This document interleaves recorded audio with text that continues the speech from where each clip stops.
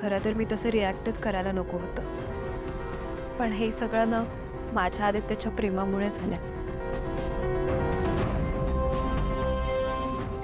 खूप कमी वेळात मी खूप जास्त अटॅच झाली आहे त्याच्यासोबत.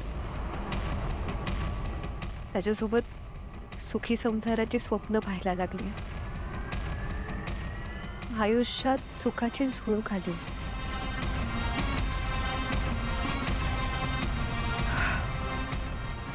तुम्हाला माहिती आहे ना की रोड ॲक्सिडेंटमध्ये त्याचे वडील आई दोघेही गेले.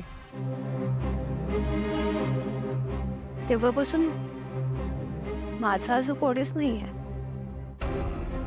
हो म्हणजे मामा मामी आहेत, त्यांनी मला वाढवलं. पण माझ्या प्रेमाला पारख्या आयुष्यात आदित्य आला, तुम्ही आलात, किर्लोस्कर फॅमिली आली.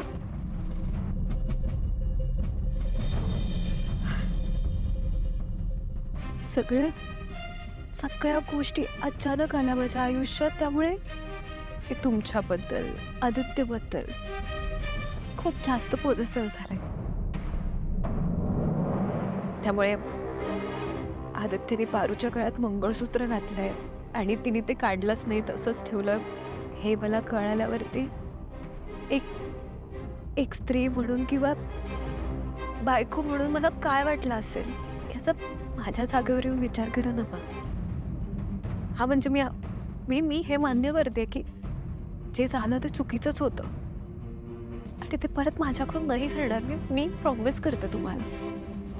अनुष्का, मी खरंच तुझ्या जागेवर येऊन विचार करायचा प्रयत्न केला.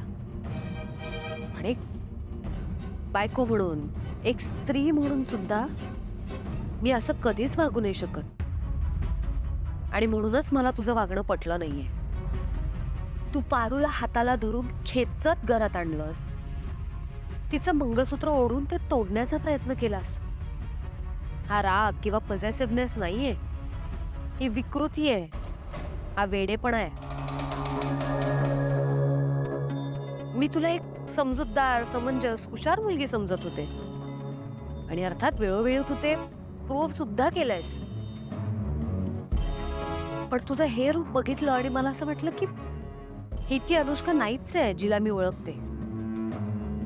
आणि राहिला प्रश्न गैरसमजाचा, तर मला असं वाटतं की तू त्याची खातरजमा करून घ्यायला हवी होतीस.